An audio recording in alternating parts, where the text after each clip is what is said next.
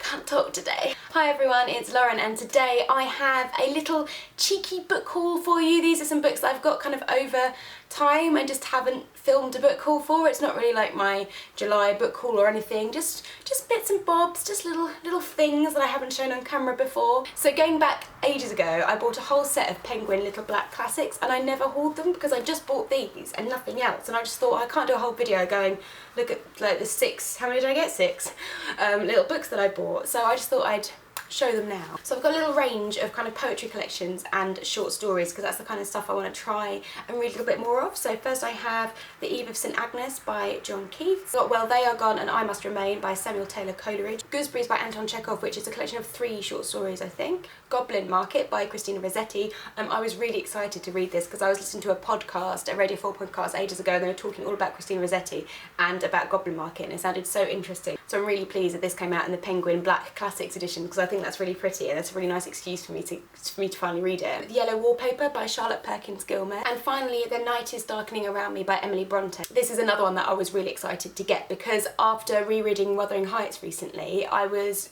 really impressed by the beauty and poetry of her language that she uses in that, and so reading some of her poems I think will be really interesting and a bit different. So there we go. I think they're really smart, these little black classics, and I think it's a lovely excuse to have short stories or poetry or essays that people normally wouldn't read, and it's just nice to think, oh, I could collect them all, and they're only 80p.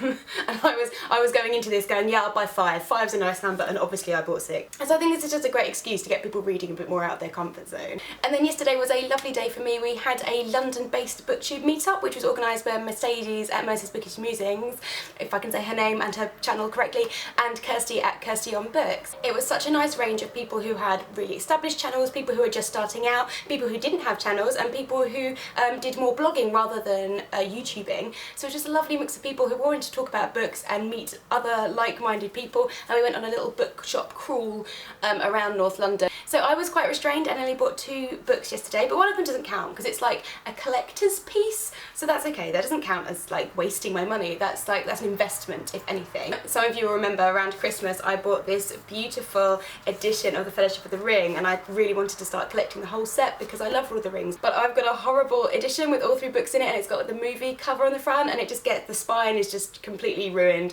So I wanted to get some editions which would be easy for me to reread and also really beautiful because I just love it. And I got the next one in the series. We found the 2 towers in Hatchet in St Pancras, so yay, now I just need the 3rd one, so I'm nearly there. So that doesn't count as a purchase. That's just beautiful. And the other thing I bought was No One Belongs Here More Than You, which is a collection of short stories by Miranda July. I cannot remember for the life of me whose channel I saw this on. It was definitely on a booktube channel. I'm sure that's how I saw it. So I heard someone talk about it. I put it on my list going, yep, I want to read that, and then I completely forgotten why or who recommended it to me, but it was there in the back of my subconscious as a book that I wanted to read, and I saw this on display in one of the bookshops and I just thought, oh yeah, Miranda July, I remember she was someone I want to read. So I picked it up, read the first few sentences of the first story, and I thought it was wonderful, so I just bought it. And I really can't tell you anything more than that, other than I like when that happens, that you know in the back of your head that you want to get something, and then I just saw it and took the opportunity and I was like, yes, I'm gonna get it. Also, it's floppy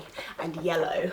Some of you may remember that a few weeks ago I took part in the independent bookshop crawl, and I'm really pleased to say that my vlog of that day won a Books on My Bag competition. So my prize was that they sent me all of the shortlisted books for the Independent Book Week Book Award. One of the most wonderful things about that is that I already owned about half of the books that were on the shortlist because like, of course I did. Which means that I'm free and able to share the love and do a giveaway. So I will be doing a giveaway in the coming weeks, and I will be able to pass the books on to a new home, and they will travel around the world, and I'm so excited about that. However, there were 4 books that I'm going to keep because I really want to read, and I will show them to you now. So first one is H is for Hawk by Helen Macdonald, and I'm kind of pleased that I won this because I wasn't really going to buy it, and it has been everywhere, and it's kind of won the Costa Book Award, and I'm interested to read it, but I wasn't going to buy it for myself. This is a non-fiction book about, I believe, how Helen Macdonald dealt with grief, the grief of her father's death, through falconry. So it sounds quite interesting. Alicia from Ex Libris did a video about, well, she read this, and I think this book references a lot to The Once and Future King by T.H. White, and she read The Once and Future King and then she read Ages for Hawk and did a video on it. I don't think she actually enjoyed them that much, but I think it was really interesting, and I'll link her video below if you want to go and read it, because she had really interesting thoughts on it. But I think that's a really good idea, because I've not read The Once and Future King, and I think that would be really interesting if this book references it a lot. I want to be able to understand what's going on. And then we have a collection of short stories by Hilary Mantel, which is The Assassination of Margaret Thatcher. I've not read Wolf Hall or Bring Up the Bodies because I find them really daunting, because I've heard very mixed things. So I'm pleased that I have this as a way into her writing to see if I enjoy the style, because I probably will try and read Wolf Hall at some point, but I don't really have any real burning urges to read it at the moment. So but this does sound quite cool and interesting, and obviously it was shortlisted for the prize. But that's not a reason to read something, obviously, but yeah, getting into my short stories a little bit anyway, so I'm really pleased to try out Hilary Mantel in this format. Then I also won Nora Webster by Colm Tóibín, and again an author I've not really read very much about. I have read The Testament of Mary, which tells the story of the gospel from the point of view of Mary as she's an old woman looking back on her life, and I did really enjoy that. It's a very, very slim novella and would highly recommend if you've not read Colm Tóibín before. Not that I know what his writing's like, I'm like, oh, if you've not read it before, start with The Testament of Mary, because that's the only one that I've read, but I did really enjoy it. And I've not heard anything about this, but apparently it has got a lot of hype. I think it must have only been published recently, or maybe it wasn't. But yes, another author that I'm looking forward to expanding my knowledge of. And finally we have The Children Act by Ian McEwan, which is about a High Court judge who is trying the case of a young boy who's refusing medical treatment that could save his life on religious grounds.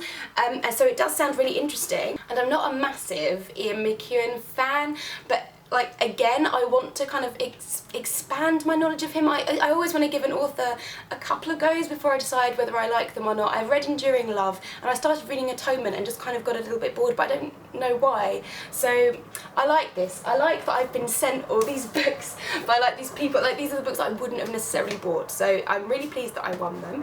And I look forward to letting you know my thoughts. So that's my book haul. Let me know if you have read any of these already, and if there's any that you would specifically recommend. I would love to hear from you, and I will see you in my next video. Ta-ta! Oh, that was weird. Bye. I keep getting really overexcited when I'm about to shoot TBR videos. I'm looking through my bookcase, I'm like, oh my god, I really want to read this and this and this and this and this, and I give myself a big long list, and then 3 months later I've read different things and none of the stuff that's actually on my TBR.